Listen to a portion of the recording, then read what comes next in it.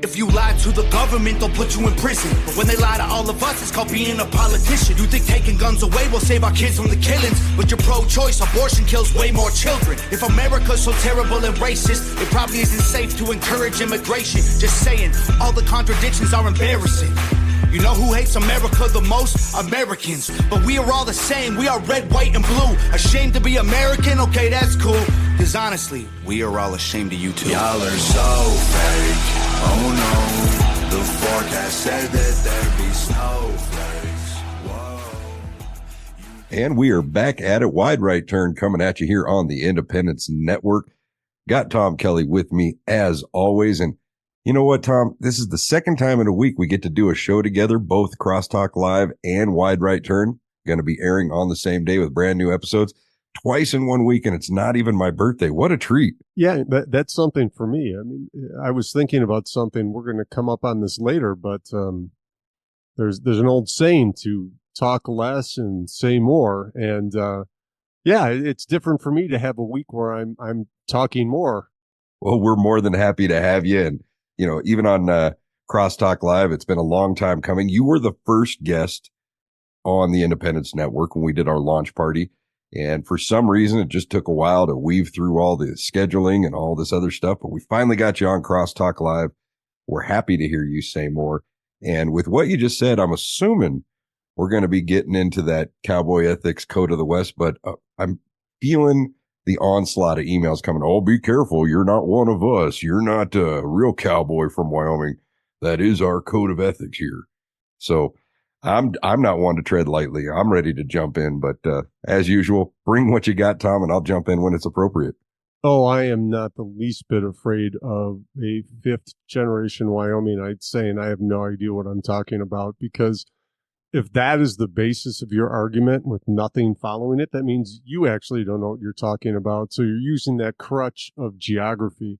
Yeah, I'd like to talk about that, because primary reason I ended up on Crosstalk Live is because I ran into Iverson in Bighorn, and he was laughing about the fact that the Senate president started trolling me on Facebook, and it was a really bizarre instance, and he wanted to catch my, he's like, well, come on, give us your take on the whole thing. So that's what I was doing, but it made me think of other things too, because that was an exchange that was based on the two opposing forces in the Republican Party right now, the de facto two-party system of Wyoming. We have the Wyoming Caucus and the Wyoming Freedom Caucus, and whether somebody is actually an official member of the Freedom Caucus and has been invited to partake in it and accepted, if they vote enough with the Wyoming Freedom Caucus, they are de facto part of it anyway, per the media, per the buttons that say this number is bigger than that number.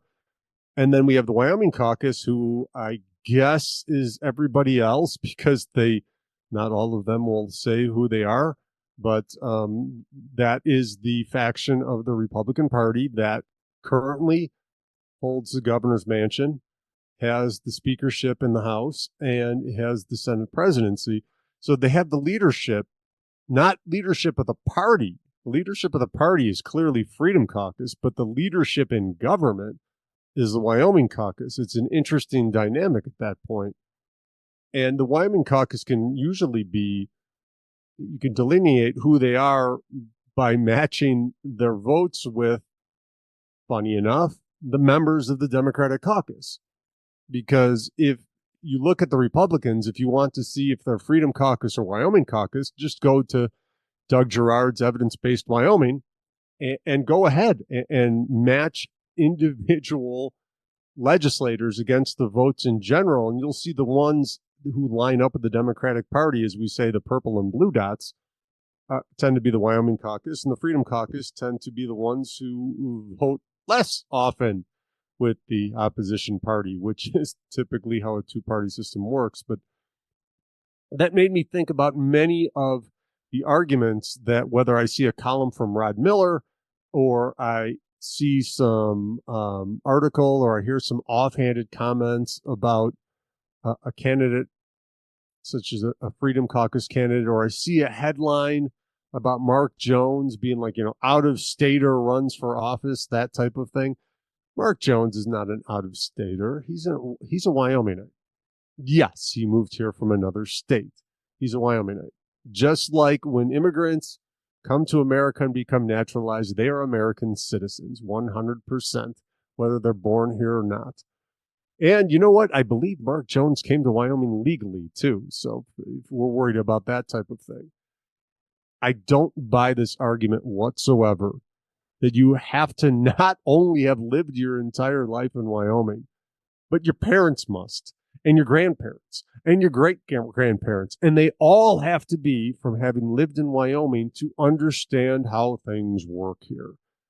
It doesn't take very long to get the lay of the land.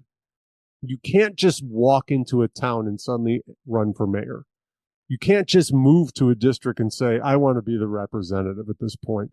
I agree with those arguments to that extent. You just don't show up from somewhere and say, this place is great, but I think I know how to run it better, and then run for office. But here's the fallacy of the Wyoming caucus's argument. If that's what they were doing, coming in, carpetbagging from out of state, bringing a completely different set of principles and trying to remake Wyoming in their name, they wouldn't win office. They wouldn't win popular elections because most people in Wyoming are still people from Wyoming. There aren't enough out-of-staters at this point to vote people in at that with a radically different ideal.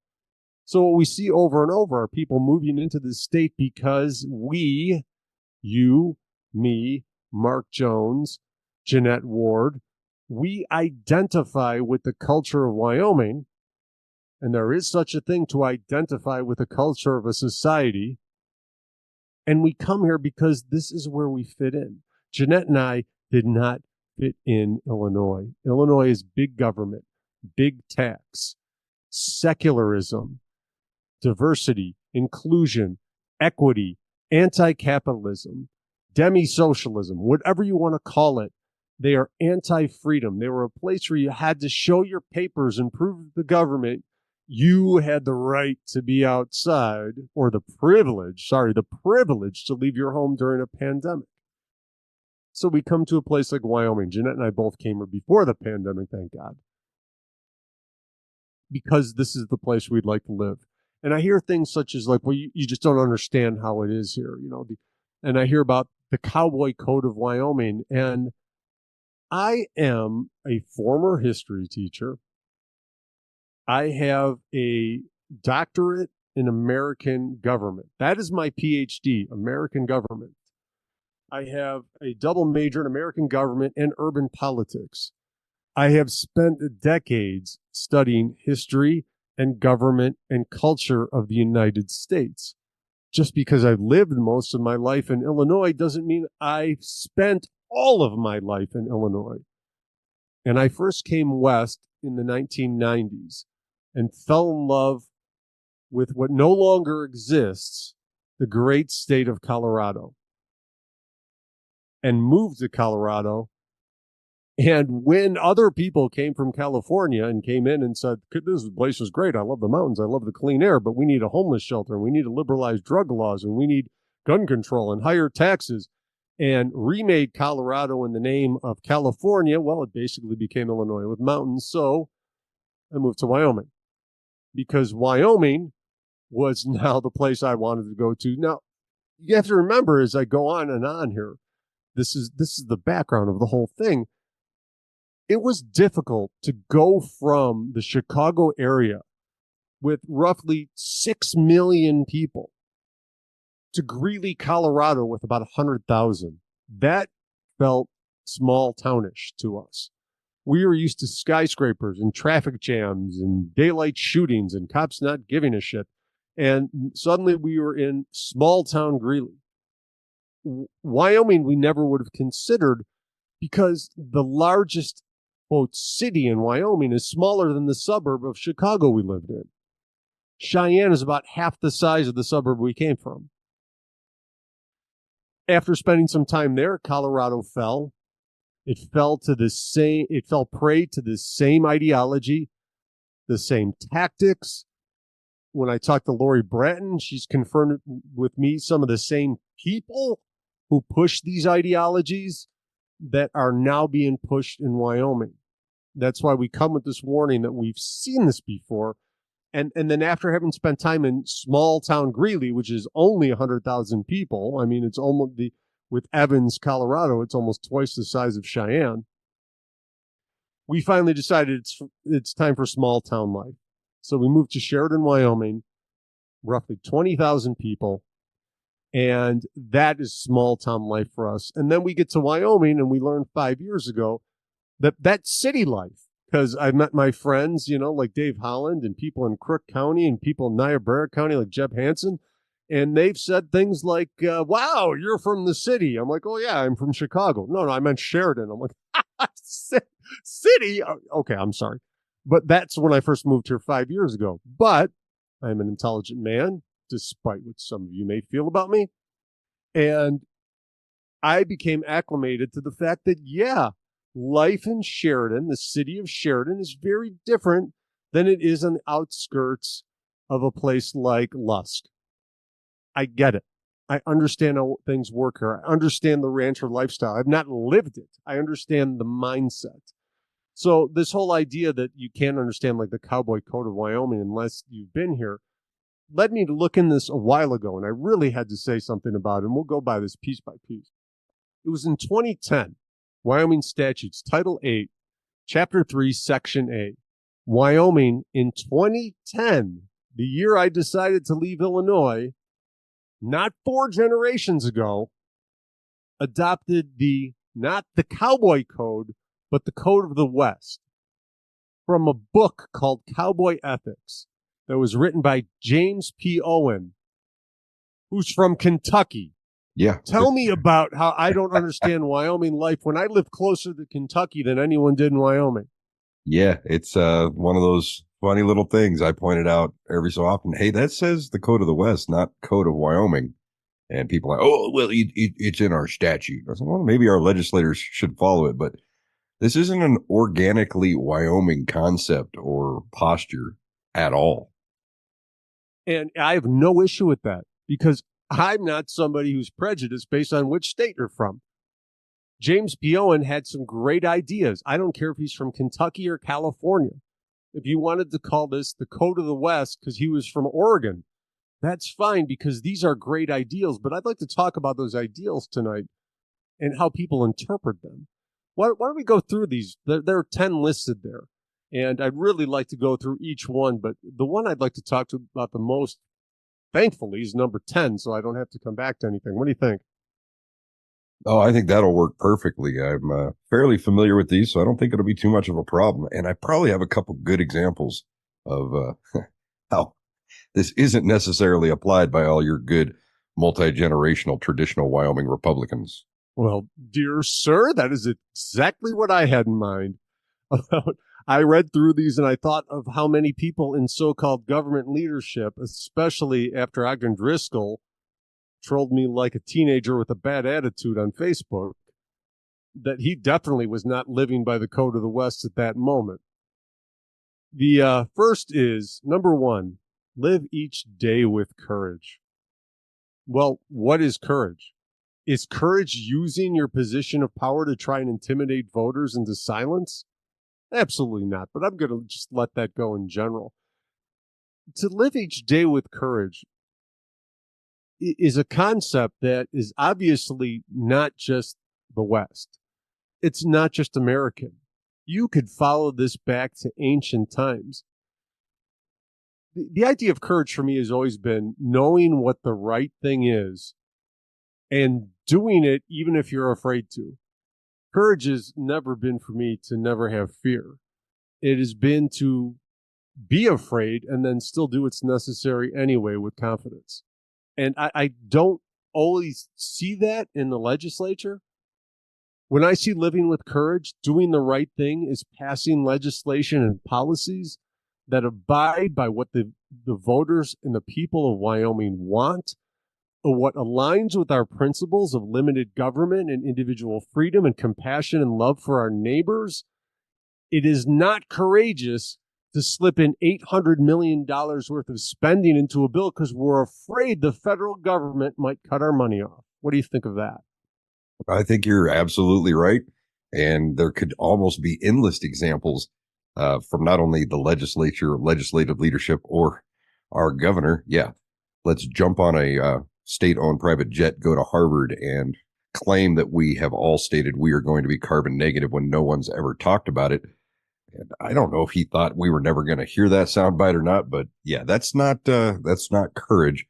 That's sneaking off and running your mouth and not considering the individuals that elected you or the people you represent at that level in the legislature. But I also see it a lot within the Republican Party in a lot of these counties that either have that traditional redcoat, multi-generational Wyomingite leadership or have shifted to, a couple counties have been taken over by these frontier Republicans, whatever we're calling them nowadays. And you can tell by the way they run their meetings, the content of their agenda, the way that they, run roughshod over their central committee from the chair, don't allow debate, don't allow amendments to the agenda, don't do the work properly, and then bring out this product that is prepackaged by them and their small group of elitists. Normally, that's the executive committee that they put together. But that's not courageous, and it's not the role of leadership at any level. The role of leadership is to conduct the meeting effectively and efficiently based on procedures and rules. Allow the people to talk. Allow them to bring up business that's important to the body, that has maybe a little bad taste in your mouth, but it's the work of that body that is important, not the dictatorship from the chair. And so I see a lot of what I call cowardice. Saw it a lot in Natrona County the last couple of years, starting to see it come out of the Uinta County leadership.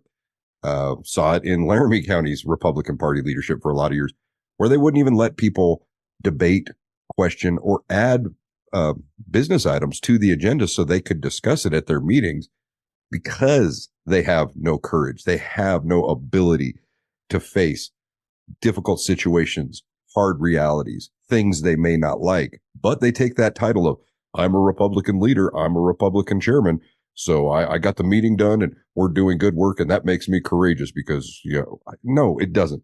It makes you a coward, not only afraid of the people who are in that body that probably elected you to that position, but you're afraid of your own inability and the reality of your own hypocrisy. So I see a lot of examples of not living each day with courage from these good multi-generational, hardcore Republican, traditional Republican Wyomingites. And ready to put that one on blast anytime I see it happening. So, well, hey, here's the code of the West. You following this? I don't think they are. And what's going to come up over and over again tonight and in the future is the flashpoint of this year's primary. And that is the death of the special session to override the vetoes that Governor Gordon laid down, which he actually violated one of the other precepts of this. He laid down these vetoes in defiance of the overwhelming majority of representatives across the state representing the overwhelming majority of people in the districts. And the Wyoming caucus caucused with the Democratic Party to defeat what the people of the state wanted, and that was tax reform, and they wanted these bills that were vetoed to be overridden.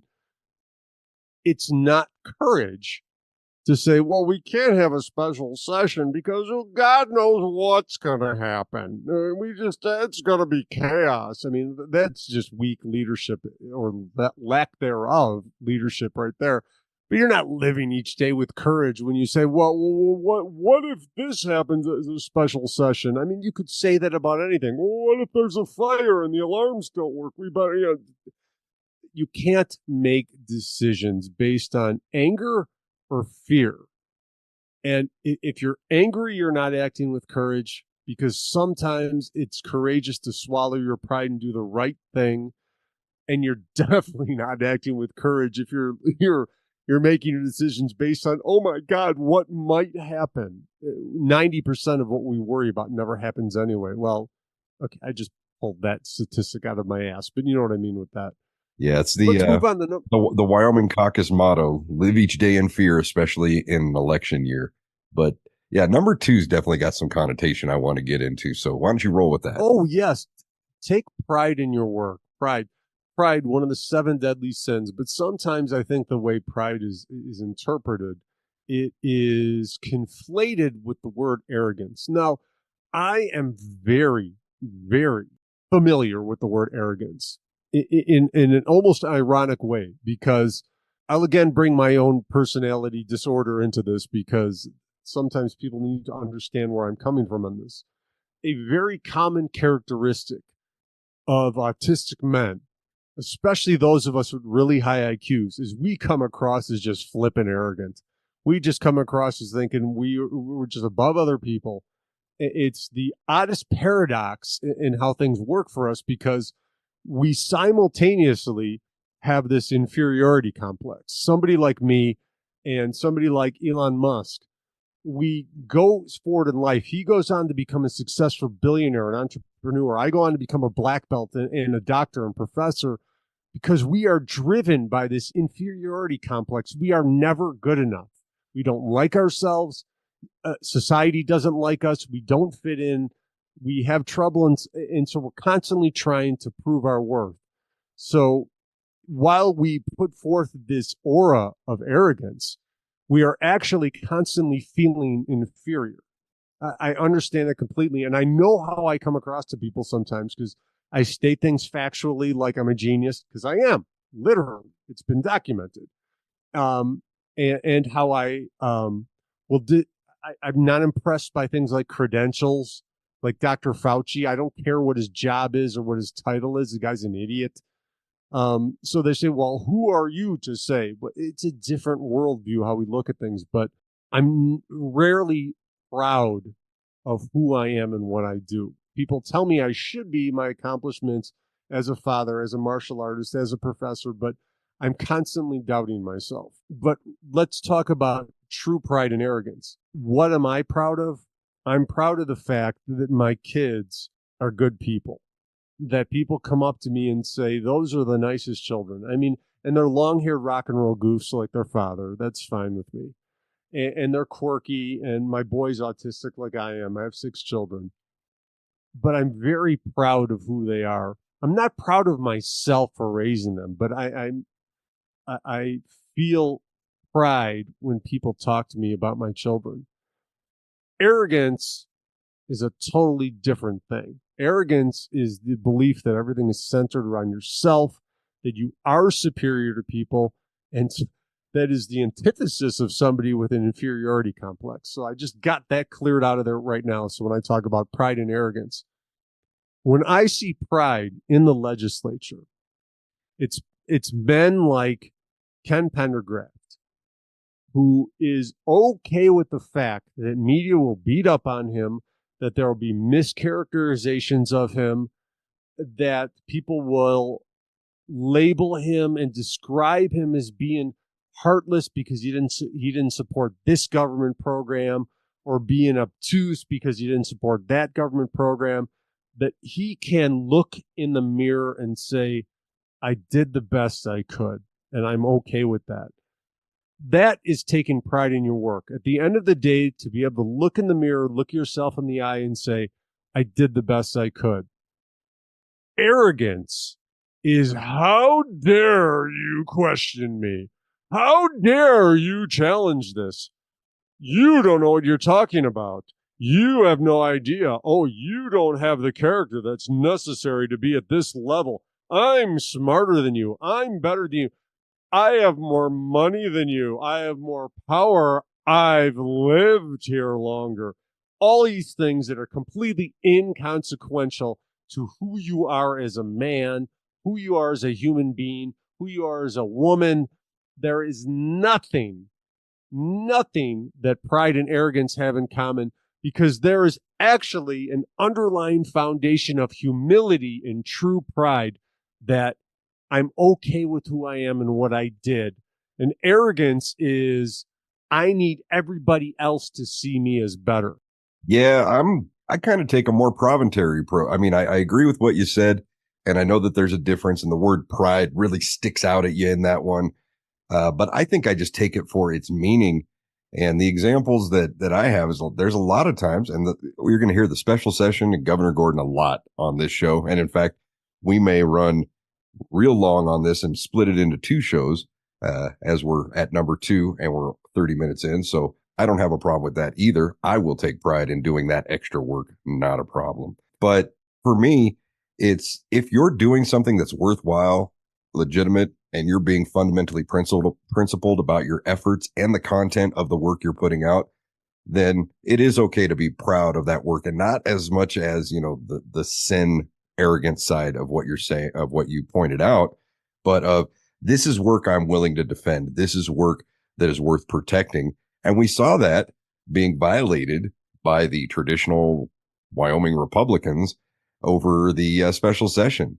If you had legislation that was so important and so well supported, then why wouldn't you defend it? Why would not you have the pride in that work of being able to get that across the line and come back and say, no, we're going to fight for this? And that's what I see when I read number 2 and look at take pride in your work. And there's tons of examples, but basically anytime somebody commits themselves to an action and then they back away from it, or him and haw, or my least favorite thing, call it a mistake.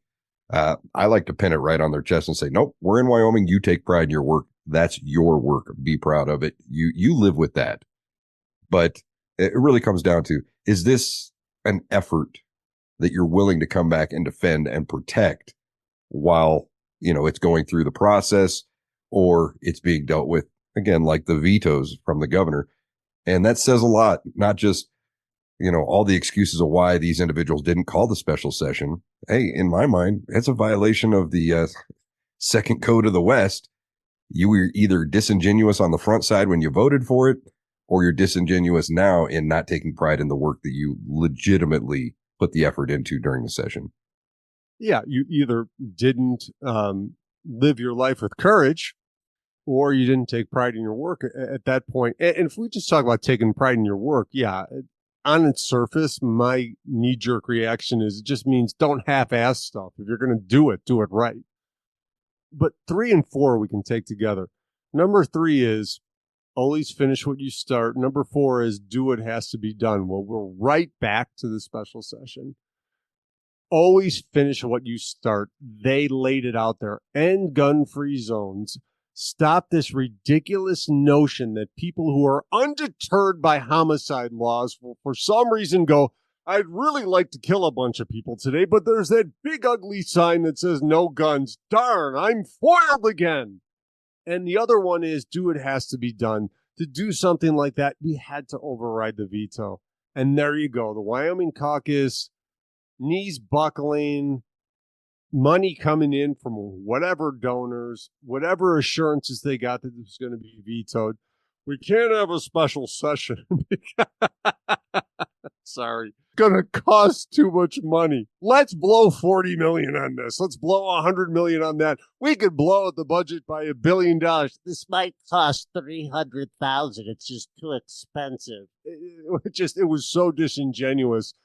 That was an actual laugh. I'm sorry if you need to cut it out of your show. I understand it, but I do find it laugh out loud funny. I know people put in their stupid emojis with tears squirting and they're rolling on the floor laughing when they're really just mildly amused. But it really is laugh out loud funny when you hear people who are pushing for a much larger budget saying, well, it's really too expensive to cut taxes at this point, or to push through the special session. They didn't do what had to be done.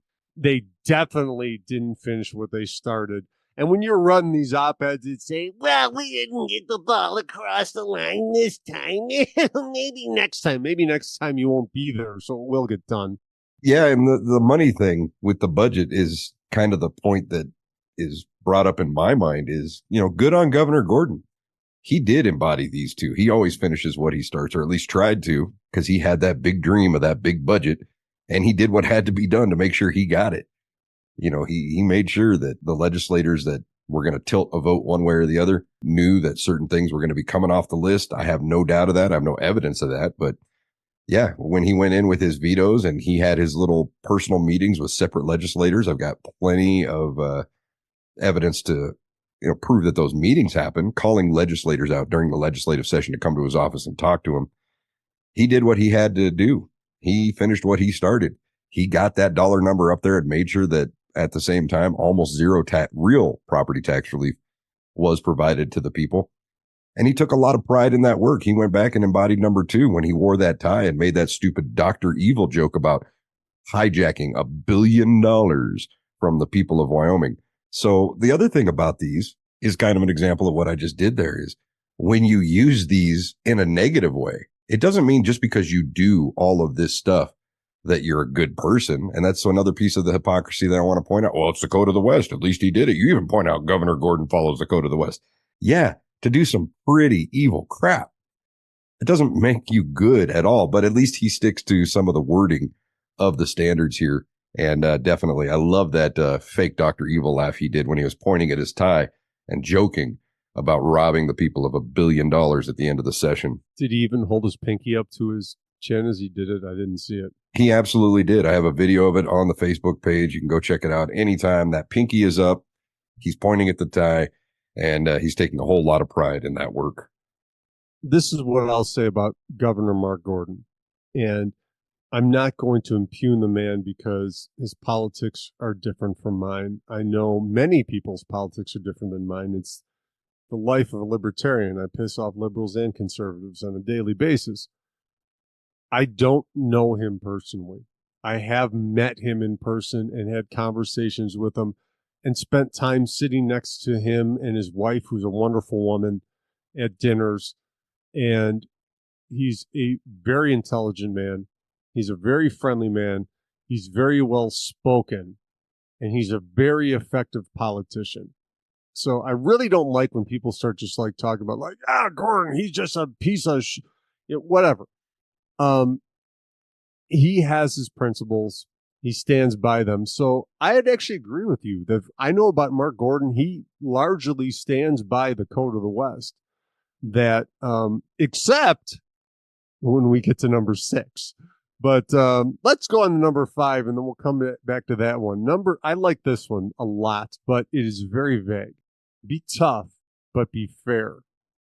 And again, you're not tough or fair when you say, we better not have a special session because I'm afraid of what's going to happen. It's not fair to the voters. It's not fair to all the legislators who fought so hard to pass this legislation that one man stopped. And it's definitely not tough to say, well, some people have prior commitments, so it's kind of rough to make them like give up their parties and vacations or whatever. We've talked about that before. If you don't have the time to sacrifice to represent and serve the people of Wyoming, then don't do it. Don't put your name up for office. If you're thinking, well, it's a part-time job and I get some extra money and I could tell everybody I'm a senator and all these wonderful things, and wait, you're going to call me back for a special session? Well, I already have reservations often. That's not very tough. Being tough is doing, again, what needs to be done when it needs to be done. It's really actually number 5 is kind of superfluous because if you follow the other tenets of the Code of the West, you will be tough and fair because you will be living your day with courage. You will be doing what needs to be done. You'll be fair because we get to number 6 that says, when you make a promise, keep it. When you say you're going to sign a bill to end gun-free zones, you sign that bill rather than veto it. Exactly. No excuse. Call it hypocrisy. Call it whatever you want. I saw the veto message and all of the wringing of the hands and the fear and the concern. And it doesn't matter. You're a freaking liar. You're a hypocrite. And I have heard what you just said about the governor and being a good guy. We had a long talk this morning on the morning show about how being a good guy doesn't matter. Or maybe it was on my show, but being a good guy is great, but it doesn't mean anything. Albert Summers just came out in an article stating that the guy that went and tortured the wolf in Daniel, Wyoming is a guy he's known his whole life, and he's a really good guy. Yeah, but he still did this. No, he's not. Okay. So I don't care if people want to call Gordon a piece of crap or not. And I'm not sitting here doing it just to say I don't like the guy and he has no value. I'm saying on issues that are important to me when it comes to a governor, a representative, the chief executive of my state, this guy is a hypocrite. This guy is a liar. This guy is playing a game. And it's based on when you make a promise, keep it. That 2018, the survey he filled out when he checked and he said, I'm 100% Second Amendment good. I will sign legislation. Specifically stated, I will sign legislation to abolish gun-free zones if it comes across my desk. Hey, it just happened to come up and, you got caught and you didn't do what had to be done and you weren't living that day with courage. So it's a big problem for me, and it should be a big problem for a lot of people, not just because of what Mark Gordon did, but because of what that represents and the people that are associated with him who are still running other parts of our government. And I'm definitely somebody who lives by that. When you make a promise, keep it. But I take it one step further. I don't make promises. I just say whether I will do something or I will not do something. And people who know me know if I say I'm going to do something, then it happens. And if there's some reason that I literally cannot do it, there will be an explanation for it in some terms that don't sound like an excuse. So I never say to anyone, I promise to. I just say I will, because I've got that track record and that character, which I think aligns pretty well with the code of the West, that when I say I'm going to do something, I do it. When I say I'm going to try to do something, I try to do it. When I say I can't do something, I can't. When I say I don't want to do something, but I could, I say I don't want to do it. It's a matter of being honest, and it's a matter of having that type of character. Now, when we talk about different politicians, about being a good guy or whatever, I believe to my core that there are men and women who disagree with me diametrically on many issues, who are ultimately awesome people to their core. I get a little bit tired of the tribalism that you're like you're either a good conservative or you're a worthless, spineless, satanic rhino, or the other side of it. You're either a good progressive or you're a Nazi. I just don't like that bifurcation, that dichotomy. You're on our side, or you're a horrible person. It is not hard for me to meet a man like Mark Gordon or meet a man like Cyrus Western and not agree with them politically and still say, I like this person. I genuinely like Cyrus Western.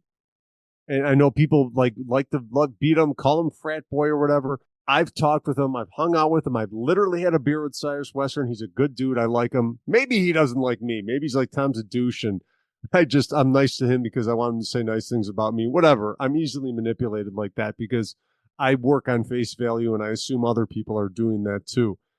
I'd imagine if I ever met Carly Provenza and talked to her, I'd probably get along with her quite well because she is a distinctly principled woman. And I think she's wrong on almost everything. And she would likewise say the same thing about me. But that is someplace I'd like to get back. And I think it is right in line with the code of the West, that we can have honest disagreements about how we see the world and still have respect for one another and still treat each other like human beings. But you're not doing that if you're not keeping your promises, if you're living your days in cowardice or fear, if you're working arrogantly for yourself instead of taking pride of the fact that you stand up for other people, if you're giving up on stuff when it becomes difficult.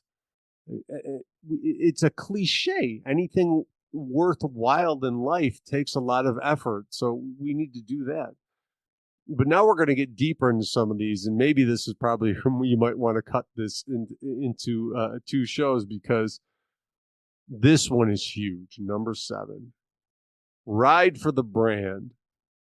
What does that mean? Because that is so generic. It's ride for the brand. Now, you could look at the historical context. Is the whole idea, we're not talking about a brand, like Campbell's Soup or Coca-Cola. We're talking about a literal brand on cattle is where that originally comes from. You ride for the brand, literally ride a horse as a cowboy for the brand. And my understanding always was, and I was familiar with this term back when I lived in the foreign country of the People's Republic of Illinois. Spit it out, Tom. That ride for the brand meant you behave as if the people you're representing, as if you're representing yourself at that point. That you are a representative of whatever brand, whatever organization you're standing for.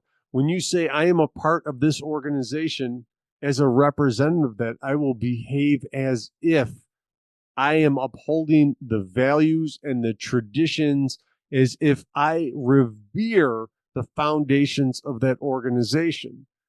It doesn't mean that we redefine the brand to fit whatever I feel like at this point. That riding for the brand now means more spending. Now it means more government programs. It means more federal funding. Riding for the brand of the Wyoming Party for the conservative Wyoming Conservative Party means the whole idea of limited government, of faith first in your God, in your family, in your country, and government becomes beneath all of that at that point. So when I look at ride for the brand, I always thought it meant that whoever you say you are, act like it. Don't act any way you wish and then claim that you are acting on behalf of the brand. Somehow extrapolate things or pervert things to the point where your twisted ideology is the new meaning of the brand. Okay, I know you're dying to weigh in on this because I see you rocking back and forth. Oh, I just have a comfortable chair that happens to rock. But I would agree that not only is it about representation of the group that you're associating yourself with. There's a great line in the movie, take a man's money, I ride for the brand. And later in the same movie, when he's challenging one of the other horse hands, he says, are you riding for the brand? Or are you running scared? Because there's a lot of loyalty that is self-inflicted in that situation. The riding for the brand. I've chosen to take this job as a hand for your ranch. I am working for you. I am protecting your brand, your investment, your land, your cattle, the image of your company, your, presence. I am a representative, just like you said, of that. And it's based on a lot of duty and a lot of integrity. And it means I'm not going to bamboozle you or work against your interest or try to hornswoggle you out of what you got on behalf of another rancher, landowner, whatever. And the way that applies in the political parties is we have our principles. We have a platform. And what we say is when you take actions, we expect you to take actions that support these ideals. The funny thing is, it's not mandatory. You don't have to be a Republican. You don't have to follow the platform. Just be honest about it. The thing you described of, well, I just want to go out and represent myself. We have a word for that in the political parties too. It's called being an independent. And I really think that if a lot of these professional, semi-professional politicians who can't seem to get the standard and the principle of being a conservative down, even though it's written on paper and there's only 23 requirements in Wyoming for that, they can't get it down. And they're such good legislators and they're so well respected, they'd have no problem getting elected as an independent if any of that were true. But I don't think it's true. The problem we have riding for the brand is the truth is that R carries a lot of weight in the minds of the people. I wish the principles behind the R would carry more. But there's another interesting fact. And this takes me back to the frontier Republicans, the elitist establishment who said we took over their party, we changed their party. The fundamental principles of the Republican Party and conservatism haven't changed much in at least the last 40, 50 years. Goldwater kind of established that conscious of the conservative, if you will. I wrote a book about it. I think it's called The Conscious of the Conservative. But the thing is, they can be changed. We have a process for that. We're about to have a state convention where we're going to address the state party platform. And through a majority vote and debate of the elected delegates of the party, yeah, those platform planks, they can be changed. But the question I always asked, especially with the emergence of the Frontier Republicans is, if you want your party back, as you say, what fundamentally changed in the principles from the time you say you were running it and now that actual conservatives are doing the work and running it themselves? And what would you change about the platform to make it more palatable to you? Because it sounds like you've just been saying you believe this stuff for generations on end, never having actually believed it or practiced it.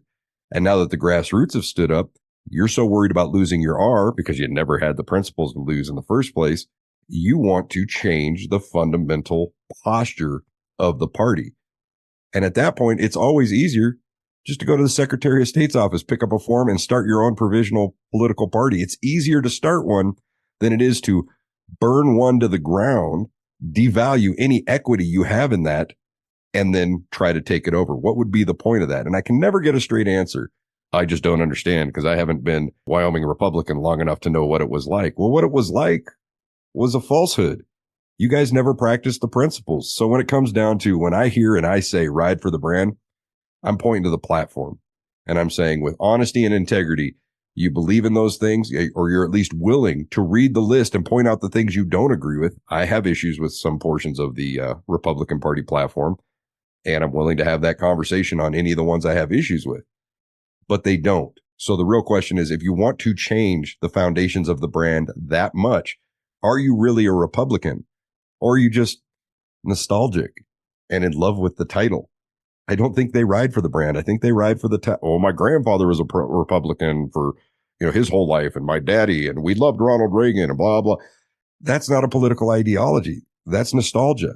And they need to kind of get over that crap and say, hey, I'm either going to believe in the principles or I'm going to go ahead and start my own party and develop my own brand, as opposed to what I call brand rustling, going out and trying to steal the one you thought you were entitled to in the first place, but never respected or rode for at all. Yeah, and we could talk about that from the specific terms of riding for the brand in Wyoming. I'm going to talk a little bit more about the general meaning of it and then bring it into Wyoming politics. That I look at and I see people who claim to be a Republican, and it's clear that they went that route because they wanted to be in political power. If they ran for office in Cook County, Illinois, they would bring the same set of principles forth and they would register as Democrats because that's how you win in Cook County, Illinois. You have to be a Democrat. If you want to win in Chicago, you have to be a Democrat. So even conservatives register as Democrats who want power at that point. Right there, that is a complete violation of the code of the West because you're just not being honest. This is not pride, it's arrogance. It's not courage to go forth with who you really are. It's cowardice to hide behind something. And it's all because you want that power. You want to be in control at that point. And I'm not somebody who finds myself typically on the side of the Freedom Caucus because I'm this right-wing Nazi who wants to change the state of Wyoming to right-wing Nazism. I am a long-haired, Harley-biking libertarian who sees one side as preserving my right and my ability to ride my Harley around with a big gun on my hip and pay low taxes versus the other side that says it's okay to increase the spending in your taxes because it's for a good reason. It's like, well, I've heard all this before, but I could even take this outside politics. As a martial arts instructor, and the pop culture people might understand this type of thing. We teach from a perspective, and our tenets are courtesy, humility, integrity, perseverance, self-control, and indomitable spirit. Now, somebody might want to teach within our school. Somebody might want to move up the ranks and become a master, own their own school, have influence in the federation in which I teach at that point, who may not believe in those principles, but then pretend like they do because they would like the power, they would like the income, they would like the prestige, whatever it is at that point, and they come from Cobra Kai. I know, fictional, but whatever. Strike first, strike hard, no mercy. Those are their principles, but then they pretend to have our principles of courtesy and humility because they want to work their way up the ladder. That's exactly what I see in the state of Wyoming right now, where you have people running as Republicans who are not pro-life, who are not pro-Second Amendment, who are not for small government, who are not for local control, and they feign it every instance where they can do it, such as when we stand up for a constitutional right like the Second Amendment, now they're for local control at that point. But they're not for local control when it comes to something like state standards for education. Or they're not for local or parental control when it comes to something like funding education because they might spend it on a school that I don't agree with and I know better than you because of my arrogance. So writing for the brand in Wyoming, it is an issue for this year, and we see the Wyoming caucus back on their heels to the point where they even funded their own joke of a rating website, the YCAP, which I made fun of back when I was doing Wyoming is Right, and we made fun of on the Independence Network, that we have Democratic leader Carly Provenza rated as more conservative than John Bear and Ken Pendergraft and Mark Jennings. I mean, the Freedom Caucus came out as being some of the least conservative people in the state because what they did was bastardize the definition of conservatism to fit their liberal policies. They're running with ads that say, I'm conservative. But what we'll do is, so I can be honest about that, is we'll just redefine what conservative means. And I've mentioned this before, Joey. It really sticks in my craw, and it comes down to the suicide hotline. And I heard David talk about it, David Iverson, when he talked about the trope of, well, if it saves one life, it's worth doing. Well, but, then make the speed limit 5 miles an hour because that would save at least one life. But the principle of being pro-life, it's very cut and dry. We don't suck the brains out of a baby while it's kicking its feet for its own survival. That's what the pro-life movement is. The pro-life movement is when a human being who has lived his whole life and honored his family and honored God and worked for his country, when he can no longer make decisions for himself, we decide that he's lived long enough. Let's put him out of his suffering like a sick dog. Pro-life is protecting human life, the dignity of it, from conception till natural death. That's what the pro-life movement is. So what do we do if we're not truly pro-life, we're not truly conservative? We bastardize the definition of pro-life into pro-life is now willingness to tax more and spend more money on programs that might save a life. And that's where the suicide hotline comes in. They've bastardized what it means to be pro-life to say, I'm pro-life because I want to put people's mental health care and their well-being and their very lives in the hands of a government-funded program, which, I am diametrically opposed to that. I've mentioned this before, and people say, how could you? I had a friend who committed suicide. I've said it before. I've spent my life working with suicidal people, strangers and friends, and strangers who have become friends because of it, that it is so near and dear to me that people value their own God-given lives and realize what they are worth, that I don't want in the hands of the government. So I can't take this. This is really, really sticks in my craw, as you can tell, as we say, well, pro-life now is giving over our responsibilities as human beings, as Christians, to the government. That is not pro-life. Because when it comes right down to it, the government will make decisions based on the budget.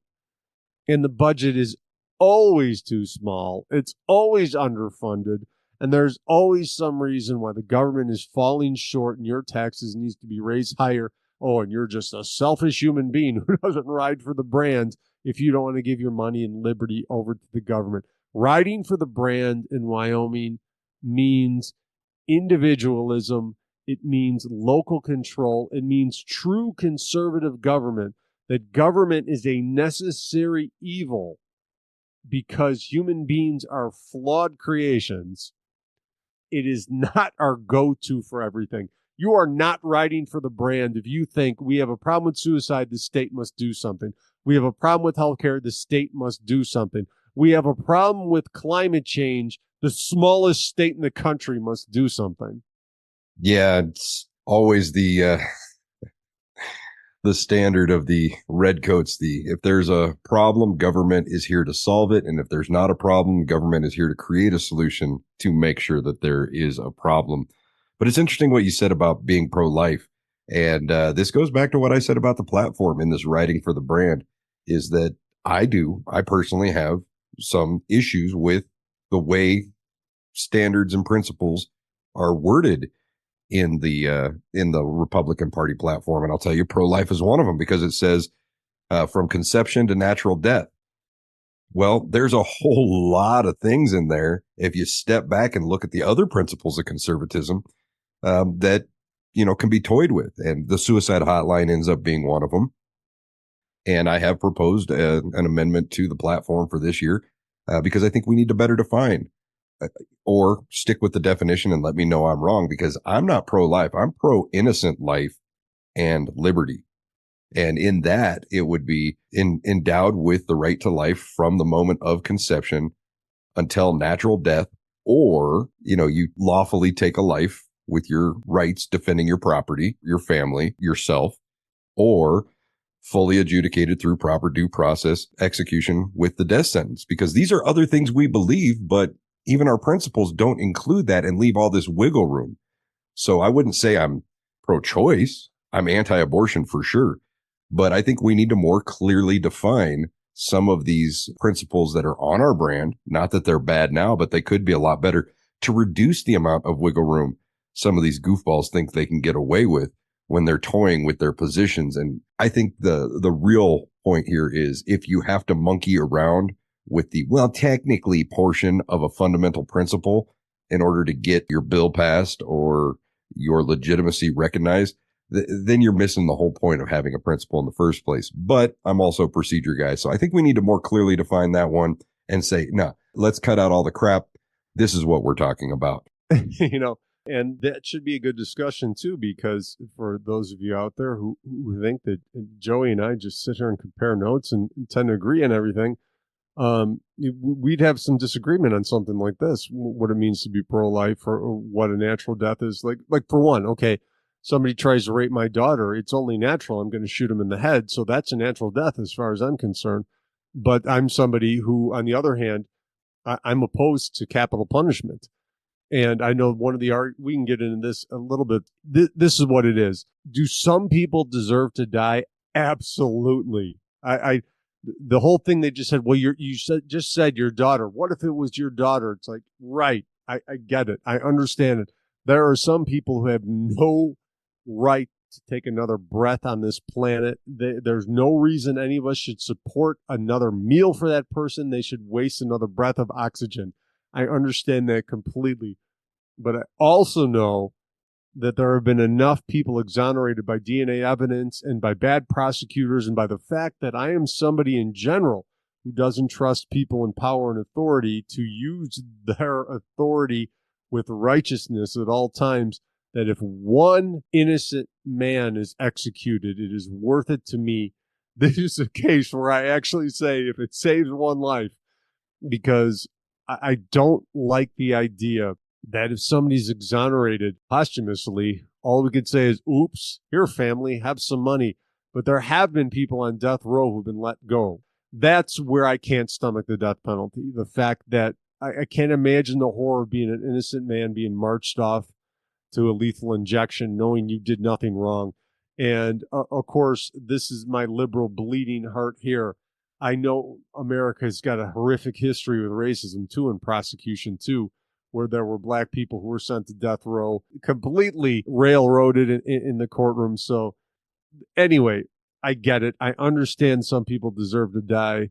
I am somebody who could probably administer such justice in the correct circumstances, but I'm just somebody, I'd rather they just spend the rest of their existence. I'm happy paying for these people to be locked up in a room by themselves for the rest of their lives, to never get out, for the fact that if I could save the life of one innocent person. So there we go. There's the bleeding heart side of Dr. Tom Kelly. Well, thanks for showing that, Tom. I'm hearing what you're saying. I'm not necessarily in disagreement. I live in the world of reality.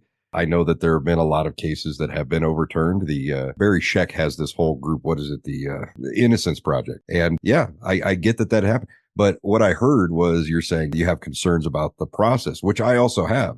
But I have no concern about the concept of having a death penalty. Now, there's another argument there. Well, how do you get there? This flawed process. I get it. I'm not going to have that argument tonight. But the concept of the death penalty and how lives are taken, it's not just my belief. Right now, I'm under the impression that the majority of the Republican Party believes in supporting the death penalty, and we live in a state that has it. So based on the situation in front of us, and this is why I want to have the debate, this is why I want to have the conversation. Do we clarify this language? Because it gets people talking. We're talking about it right now to get people thinking. And you can't just say, well, that's the law in my state. No, that's one of the components to it. Where do you stand? Because laws can be changed just like the platform can be changed.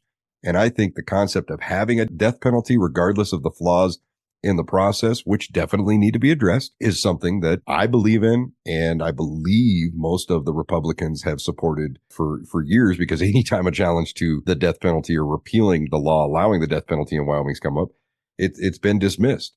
So again, not going to fight that one to death, but the bottom line is the intent of the principle is what's important. And I think we need to tighten some of those up so we can further hold people accountable when they don't ride for the brand, not just in our opinion, but as they said they would when they asked us to support them in being our representative. Yeah, and the death penalty is not in the platform anyway, so that, that's really not riding for the brand. We could obviously have honest disagreements about what to do with capital punishment and still call ourselves members of the Republican Party, because that's not a fundamental principle of the Republican Party. We were talking about being pro-life, but you're right. At the convention, we should definitely delineate what it means to be pro-life, because otherwise we're going to get sucked in this whole thing. It's not just going to be suicide prevention. The next thing is going to be the right to health care, complete government takeover of the healthcare system, because that's pro-life. When everyone has health care, the infant mortality rate drops. It's just the right thing to do. If you really care about people, if you're really a Christian, you'll give over power of medicine to people like Joe Biden and Anthony Fauci. What a horrific idea. But yeah, I think we got the whole idea down of riding for the brand. We have the tenets of the party. And if you don't support them, you should not represent the party. It's that simple. I should not be a representative of my school of martial arts if I believe it is important to be rude and arrogant and deceitful and cowardly. Those are not the precepts or the tenets of my martial art. And I can't pretend like, well, it really is courageous to run away and let your woman get raped because, when you were going to get help at that point, and there was probably a chance you would have gotten raped yourself too if you had stepped in. That's cowardice. And I wouldn't want to present it as being courage at that point. So I don't like the fact that we have people in Wyoming who again, use the word bastardize what the planks of the platform are. Or, not pride, again, arrogance, decide that they know better. They don't like the fact that they are outvoted at the convention by the 2/3 majority of Republicans in the state. And they decide that, well, we'll just ignore that platform. That's just right-wing nonsense anyway. I'm the true Republican, even though I only represent 20, 30, 0% of the platform. So we'll have a lot of fun in upcoming days because you'll be down at the convention, correct? Oh, absolutely. I have many tasks and duties at the convention, the best of which, of course, being as a delegate to the state convention. So Saturday, April 20th, we'll have it out on the floor. And I'm hoping that we actually get to the business of the platform and bylaws and not all this arguing over who gets seated and who doesn't. But we'll have to wait and see. If you lie to the government, they'll put you in prison. But when they lie to all of us, it's called being a politician. You think taking guns away will save our kids from the killings, but you're pro-choice. Abortion kills way more children. If America's so terrible and racist, it probably isn't safe to encourage immigration. Just saying, all the contradictions are embarrassing. You know who hates America the most? Americans. But we are all the same. We are red, white, and blue. Ashamed to be American? Okay, that's cool. Cause honestly, we are all ashamed of you too. Y'all are so fake. Oh no, the forecast said that there'd